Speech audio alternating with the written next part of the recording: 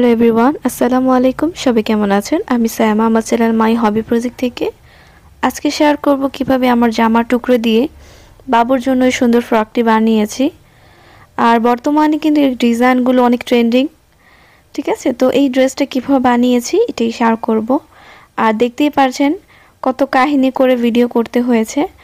তো এই যে দেখুন, আমি কিন্তু সেলাই করা শুরু করে দিয়েছি। যখন আমি এই কাটাকাটিটা করছিলাম, তো আমি আসলে ভেবেছিলাম একবার যে আমি ভিডিওটা করি, কিন্তু পরে ভাবলাম যে অনেক বড় একটা ভিডিও হয়ে যাবে, কারণ খুব সহজেই কিন্তু আমি ড্রেসটা কেটেছি, বেশি সময় লাগেনি।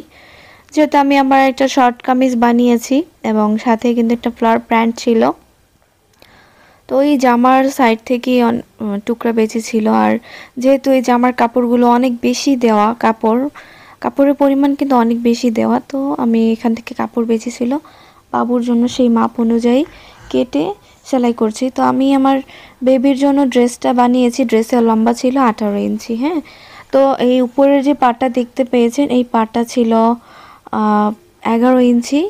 তো আমি তেমন আইডিয়া করে নেই, ঠিক আছে? মাপামাপি করিনি, যেমন টুকরা থাকে যখন আমি তেমনই মাপ দিয়ে বানিয়ে ফেলি। টোটালি একটা লম্বা মাপটা রাখি, 16 বা 18 ইঞ্চি হলেই চলে।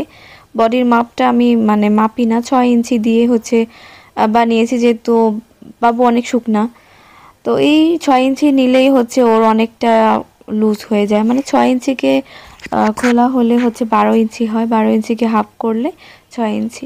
তো উপরেরটা 11 ইঞ্চি নিয়েছি এবং নিচে 7 ইঞ্চি নিয়েছি। এভাবে টোটাল 18 ইঞ্চি কাপড় নিয়েছি আমি সেলাই সহ।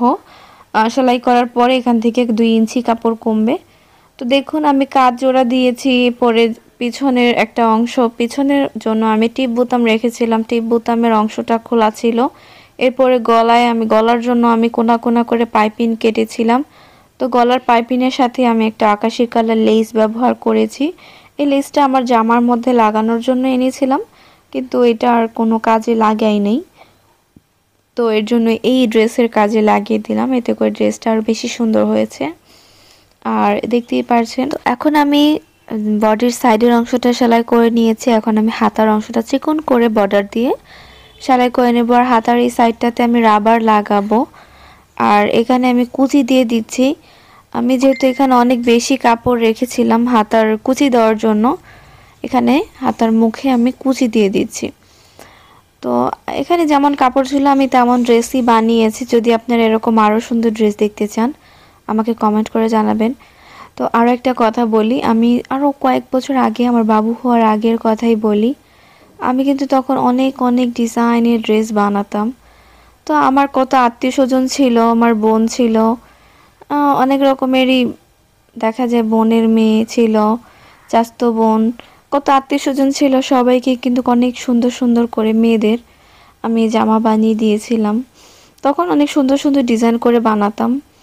তো আসলে কি অনেক অনেক জামা বানানো হয়েছে, এত এত ডিজাইন বানিয়েছিলাম, কিন্তু এখন আসলে নিজের মেয়ের জন্য আসলে বানাতেই পারি না। ওই বানানোর মতো যে সময়, সেই সময়টুকু পাই না, এবং সেই ধৈর্যটাই এখন আর নেই যে মেয়েকে সুন্দর করে জামা বানিয়ে দিব এবং সে পরবে। আসলে যেই শখ ছিল, সেই শখগুলো আগেই শেষ হয়ে গিয়েছে, যে কারণে এখন আর ইচ্ছেই করে না কিছু করি। তো তাও মাঝে মাঝে এই যে টুকিটাকি একটু ডিজাইন করে বানাই, কিন্তু এর থেকেও বেশি সুন্দর ডিজাইন আমি আগেও করেছিলাম। তো এইভাবে যে দেখুন, আমি ফ্রকের কুচিটাও কিন্তু দিয়ে দিলাম। আর পিছনের পাটে বোতামের ঘর ছিল, যেহেতু 11 ইঞ্চি কাপড় নিয়েছে, পুরাটাই খোলা ছিল। পরে যখন কুচি বসিয়েছি তখন সেটা ঘরটা গ্যাপ বন্ধ করে দিয়েছি। আর দেখুন কত সুন্দর ফ্লাফি হাতা হয়েছে, আর হাতাটা অনেক সুন্দর। এখানে আমি টিপ বোতাম লাগাবো।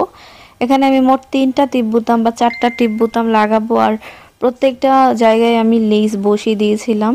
তো এখানে আমি 5 গজ লেস এনেছিলাম, 5 গজ লেস লেগেছিল একটা ড্রেস বানাতে। তো অবশ্যই কাজের ফিনিশিংয়ের জন্য আপনারা পরে ইস্ত্রি বা আয়রন দিয়ে নেবেন, দেখবেন কাজের ফিনিশিং অনেক বেশি সুন্দর হয়। তো আমার ড্রেসের ভিডিও কিন্তু আছে, সেটা আপনারা দেখবেন। আর আপনারা ড্রেসগুলো নিতে চাইলে, এছাড়া অনেক ডিজাইনের ড্রেস যদি নিতে চান, আপনারা আমার ফেসবুক পেজ মাই হবি প্রজেক্ট থেকে সুন্দর সুন্দর ডিজাইনগুলো নিতে পারেন। তো এভাবে আমি ইস্ত্রি করলাম। পুরোটা ড্রেসই ইস্ত্রি করলে ফিনিশিংটাই অনেক সুন্দর। রেডিমেড জামা আমরা যেমন কিনি তেমন দেখা যায়। তো এই যে ইস্ত্রি দেওয়ার পরে আমি এখানে আঠা দিয়ে পাথর লাগিয়েছি এবং এই যে দেখতেই পাচ্ছেন এখানে মেয়ের জামার শ্যুট নিচ্ছি এবং আমার জামার শ্যুট করেছি। আর একটা ছোট বেবিকে কিন্তু এত সহজেই জামার ভিডিও করা যায় না বা এত সহজেই কিন্তু পোস্ট নেওয়া যায় না। অনেক কাহিনী, অনেক ধৈর্যের পর কিন্তু এই কিছু কিছু টুকিটাকি ভিডিও কিন্তু ভিডিও ক্লিপ নেওয়া যায়। তো অনেক সময় নেওয়ার পরে আমি কিন্তু অনেকগুলো ভিডিও থেকে একটু একটু করে কেটে এখানে ভিডিওটা দিয়েছি। আজকে এ পর্যন্তই শেষ করছি। সবাই ভালো থাকবেন।